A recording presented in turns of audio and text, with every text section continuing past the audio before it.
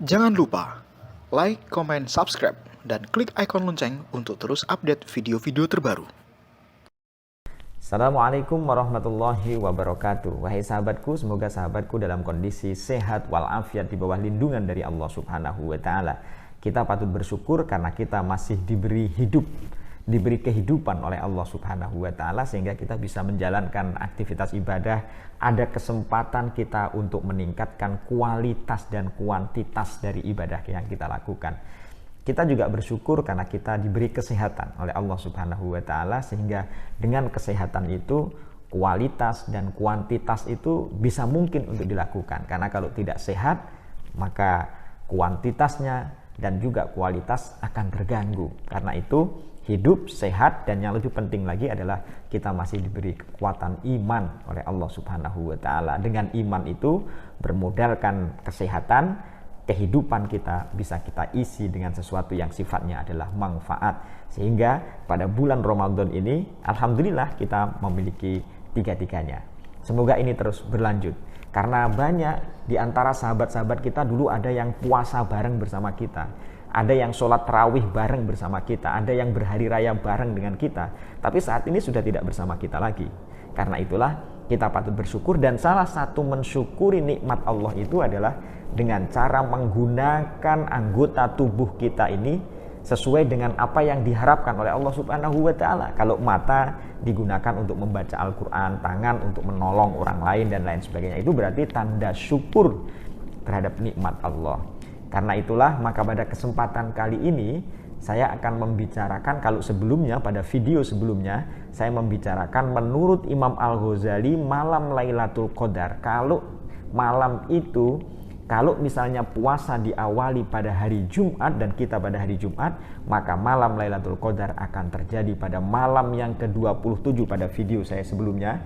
Tapi pada kesempatan kali ini saya ingin memunculkan ragam pendapat para ulama, terutama di dalam 3 kitab.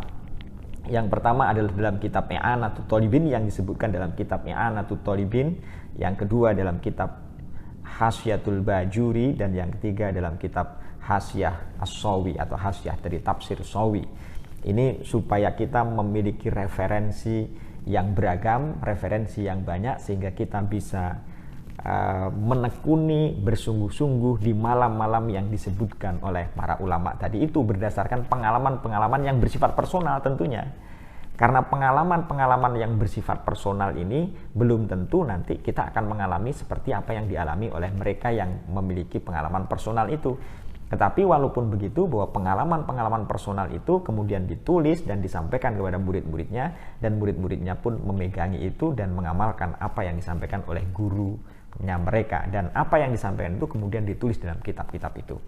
Tapi sebelum kita membicarakan tentang bagaimana pandangan ulama yang ada dalam 3 kitab itu, maka saya perlu menjelaskan tentang prinsip-prinsip penting.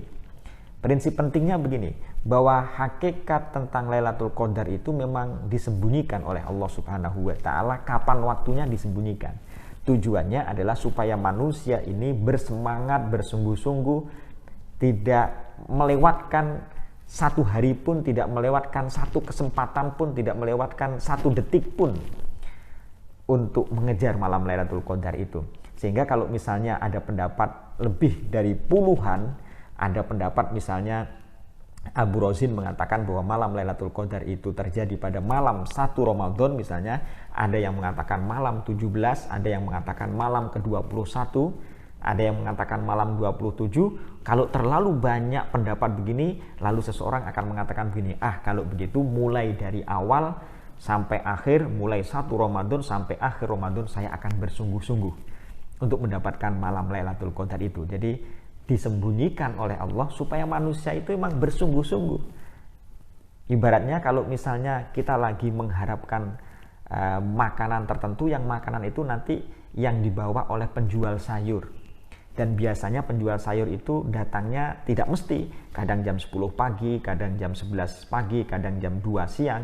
Maka karena kita ingin mendapatkan makanan yang dibawa oleh penjual sayur itu, maka kita sudah nongkrong itu mulai jam 9 pagi sampai dia datang itu. Ditongkrong itu di depan rumah, ditunggu terus sampai depan rumah. Tujuannya untuk apa? Supaya tidak terlewatkan. Nah itu kalau kita ibaratkan sebagaimana orang kita menginginkan makanan yang dibawa oleh para pedagang atau penjual sayur itu. Sejak awal kita menunggu, jangan sampai terlewatkan. Itu yang pertama, prinsipnya begitu prinsipnya. Kemudian yang kedua, prinsip lainnya adalah bagi siapa yang bersungguh-sungguh mulai dari awal sampai akhir, tidak bersifat oportunis. Tidak bersifat oportunis itu begini, dia hanya khusus untuk malam ganjil tok. Pada sebelumnya dia santai-santai, dia tidak melakukan apa-apa, santai, tidak mengejar apa-apa, dia santai. Tapi ketika pas malam-malam ganjil, karena ada hadis yang mengatakan carilah pada malam ganjil 10 akhir, lalu dia malam ganjil itu bersemangat, tapi malam yang lainnya tidak. Itu berarti itu orang oportunis namanya. Tapi kalau mereka tidak oportunis, mulai dari awal sampai akhir dia serius, lalu dia mengatakan saya ini sudah bersungguh-sungguh, tapi saya tidak menemukan tanda-tanda Lailatul Qadar. Tanda-tanda Lailatul Qadar itu misalnya matahari di pagi harinya itu warnanya putih dan tidak ada sinar yang panas itu. Anginnya sepoi-sepoi, kondisinya tenang. Lah, saya kok tidak mendapatkan itu ya? Tapi yakinlah bahwa karena kesungguhan kita, ketakwaan kita, keseriusan kita, kita pun akan mendapatkan Lailatul Qadar itu walaupun kita tidak menemukan tanda-tandanya. Tidak menemukan tanda-tandanya. Nah, sekarang karena prinsipnya sudah kita pegang, maka saya ingin menjelaskan bagaimana pendapat para ulama dari 3 kitab. Yang pertama adalah penjelasan dari kitab I'anatul Talibin. Di juz 2, kitab I'anatul Talibin ini mengutip pendapat dari Imam Al-Ghazali seperti yang saya jelaskan kemarin. Yaitu kalau Jumat awal Ramadan, maka Lailatul Qadar akan jatuh pada malam ke-27. Jadi hati-hati, pada malam 27 menurut Imam Al-Ghazali akan muncul Lailatul Qadar. Jadi Imam Al-Ghazali penjelasannya begini, kalau misalnya awal Ramadan itu diawali pada hari Ahad dan Rabu, maka Lailatul Qadar akan terjadi pada malam 29. Kalau misalnya diawali puasa pada hari Senin, maka akan jatuh pada malam 21. Kalau diawali pada hari Selasa dan Jumat, maka akan jatuh pada malam 27. Nah, kita pada hari Jumat awalnya, berarti malam 27 menurut prediksi Imam Al-Ghazali. Dan kalau misalnya diawali pada hari Kamis, maka akan terjadi pada malam ke-25. Kalau diawali pada hari Sabtu, maka akan jatuh pada malam ke-23. Jadi menurut kitab I'anatul Talibin menjelaskan pendapat Al-Ghazali, jika diawali pada hari Jumat, tahun 2020 ini hari Jumat, akan jatuh Lailatul Qadar pada malam ke-27.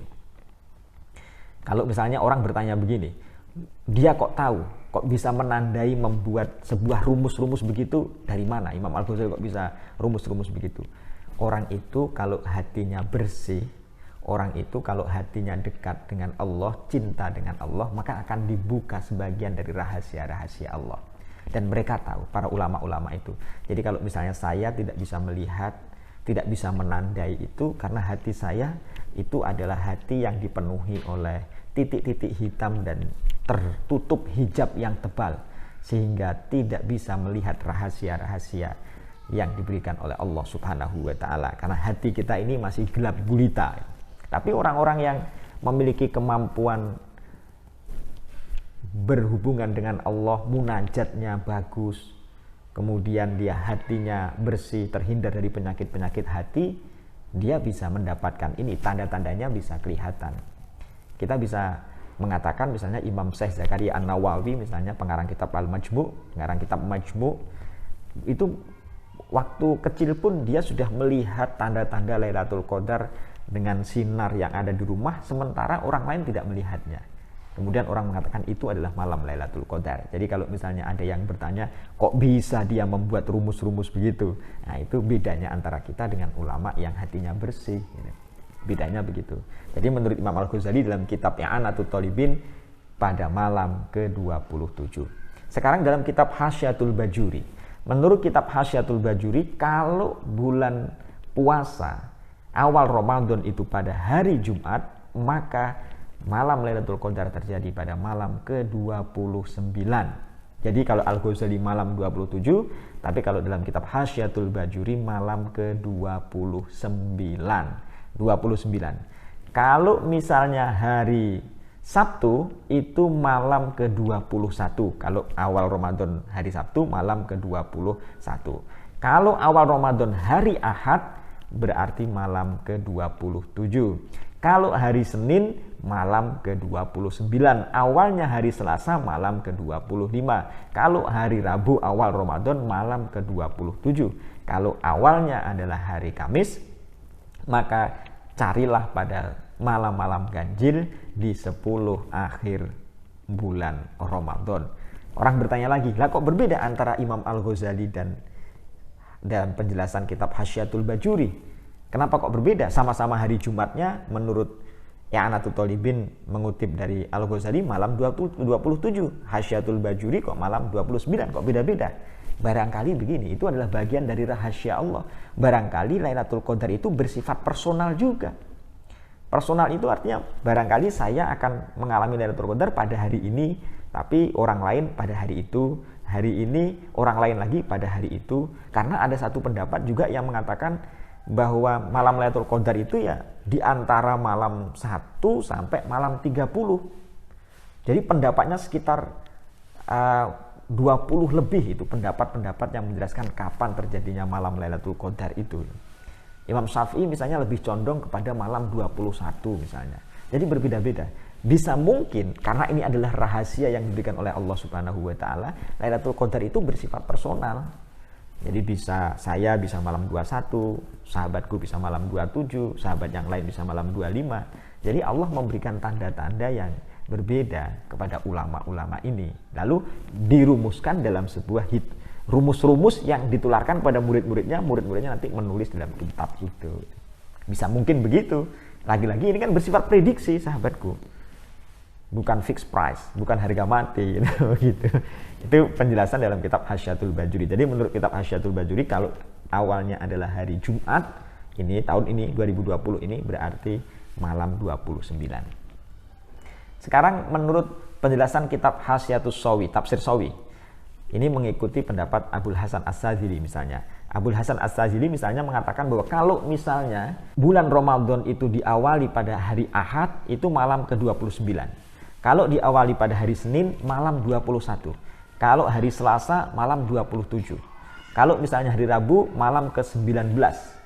Malam 19. Jadi tidak 10 akhir, malam ke-19. Tidak ke 10 akhir. Tidak 21, 23, 25, 27, tapi malam ke-19. Kalau hari Kamis, diawali hari Kamis, malam ke-25. Kalau diawali pada hari Jumat, nah ini hari Jumat, malam ke-17. Jadi malam ke-17.